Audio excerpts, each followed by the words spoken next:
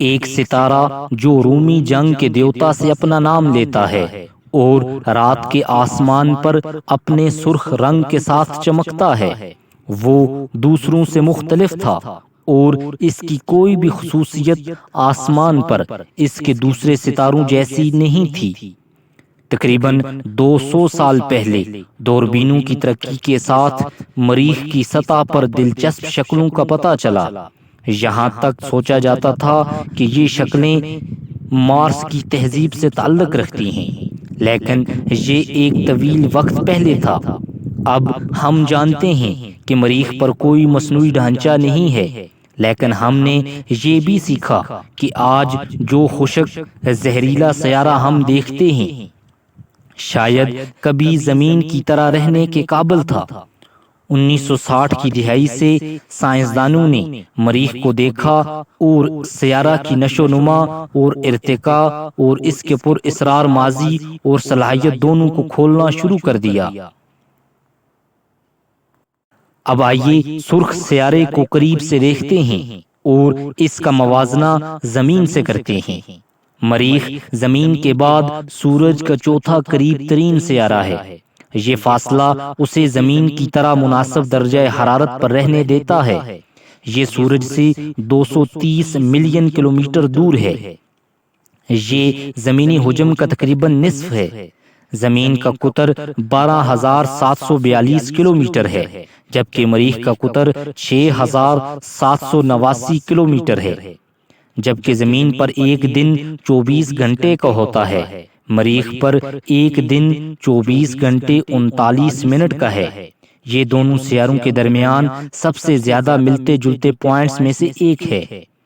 دنیا میں سب سے کم درجہ حرارت -88 ڈگری اور سب سے زیادہ درجہ حرارت 58 ڈگری ہے۔ مریخ پر سب سے کم درجہ حرارت -140 اور سب سے زیادہ 30 ڈگری ہے۔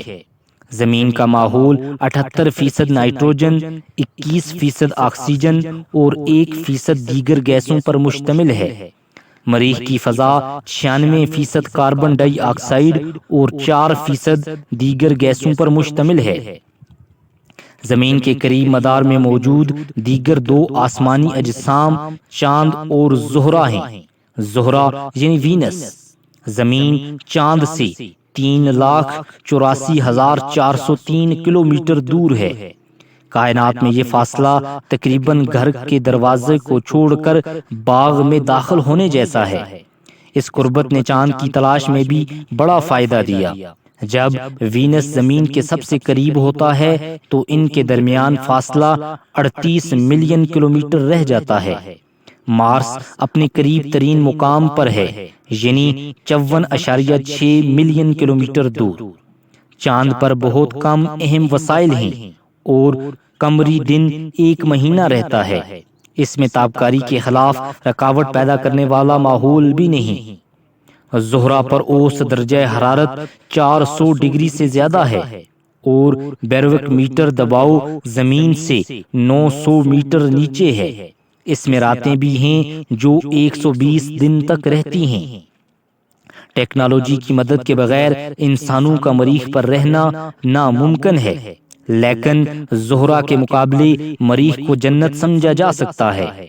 مریخ ہمارے نظام شمسی میں زمین کے بعد دوسرا سب سے زیادہ رہائش پذیر سیارہ ہے۔ اس کی کئی وجوہات ہیں، مثلاً اس کی مٹی میں نکالا جانے والا پانی ہوتا ہے، یہ زیادہ ٹھنڈا اور نہ زیادہ گرم ہے۔ شمسی پینل استعمال کرنے کے لیے سورج کی کافی روشنی موجود ہے۔ مریخ پر کشش ثقل یعنی گریویٹیشنل فورس ہماری زمین کا 38% ہے۔ سائنسدانوں کے مطابق یہ تناسب انسانی جسم کے موافق ہونے کے لیے کافی ہے۔ اگرچہ یہ پتلا ہے، لیکن اس میں ایسا ماحول ہے جو کائناتی شعاعوں اور شمسی شعاعوں سے تحفظ فراہم کرتا ہے۔ دن اور رات کی تال زمین پر بہت ملتی جلتی ہے۔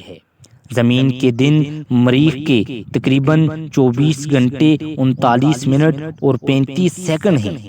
سائنسدانوں کے کام اور مریخ پر بھیجے گئے روبوٹک روورز کے ڈیٹا سے واضح ثبوت سامنے آئے کہ سرخ سیارے پر کچھ عرصے تک ہوائیں چل رہی تھیں اور پانی کی سطح اس پر موجود تھی۔ ماضی میں ماحول زیادہ گاڑھا تھا، جس کی وجہ سے سیارے کی سطح پر پانی موجود رہتا تھا۔ موسم زمین کے موسموں کے قریب تھے، جہاں دھول کے طوفان غائب تھے۔ 2015 میں ناسا کے سائنسدانوں نے سوچا کہ انہیں مریخ کی سطح پر نمکین پانی کی ندیاں بہتے ہوئے ملی ہیں۔ تاہم 2017 میں ناسا کے ایک اور مطالعے نے یہ نتیجہ اخذ کیا کہ ندیاں ریت اور دھول کی زیادہ تر دانے ہیں۔ 2018 میں ناسا کے کیوریوسٹی روور نے مریخ پر نامیاتی مادہ پایا۔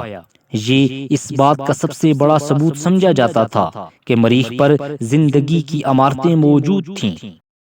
اس کے فوراً بعد مریخ کے جنوبی قطب پر برف کی ٹوپی کے نیچے مائع پانی کی ایک چھوٹی جھیل کا پتہ چلا، اور 2019 میں کیوریوسٹی روور کو اس بات کا ثبوت ملا کہ قدیم نمکین جھیلیں کبھی مریخ کے گیل کریٹر کی سطح پر موجود تھیں۔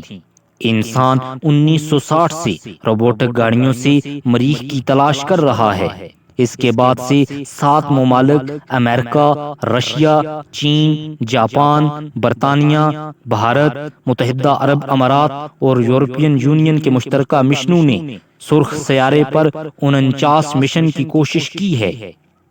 اس مشن میں مختلف کام شامل تھے، جیسے سیارے کے گرد اڑنا، مریخ کی سطح پر اترنا اور چہرے پر جانا وغیرہ، لیکن اترنے کا صرف 40% ہی کامیاب رہا۔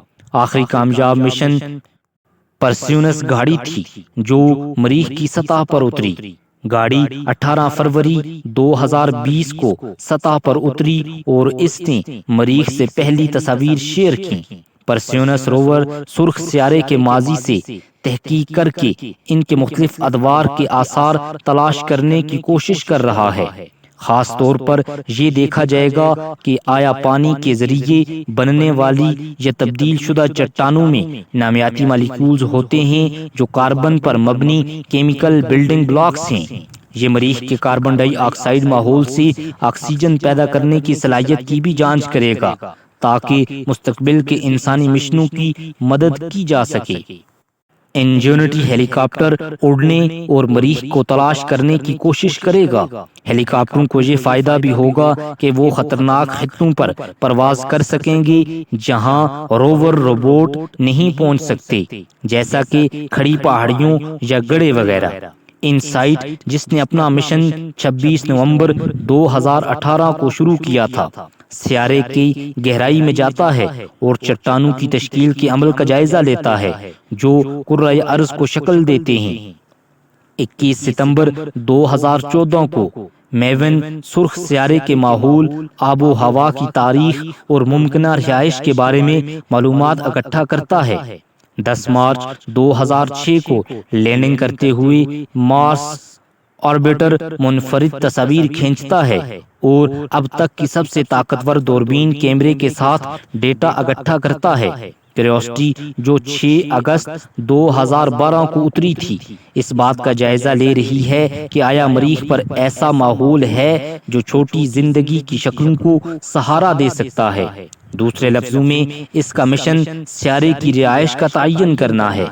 2 جون 2003 کو ناسا، یورپین خلائی ایجنسی ایسا اور اطالوی خلائی ایجنسی کی طرف سے بھیجی گئی مارس ایکسپریس قطبی مدار سے مریخ کے ماحول اور سطح کو دریافت کرتی ہے۔